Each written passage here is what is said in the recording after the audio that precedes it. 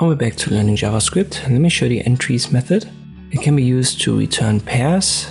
It depends on what you use it on. For example, for objects, you get pairs of keys and values. And here we have an array, a couple of names. Then we will get the index and the name.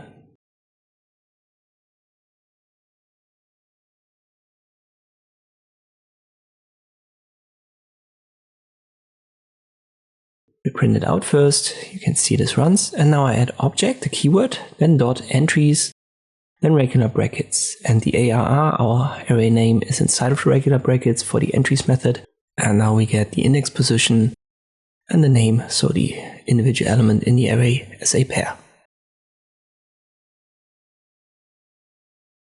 Let me show you an example with an object. I copy paste an object here. It's a user that we've used in the last tutorial. So we've got 4 keys, name, age, row status, and then 4 values. And if we replace ARR with user now, our object, we get these pairs, so the key and then the value.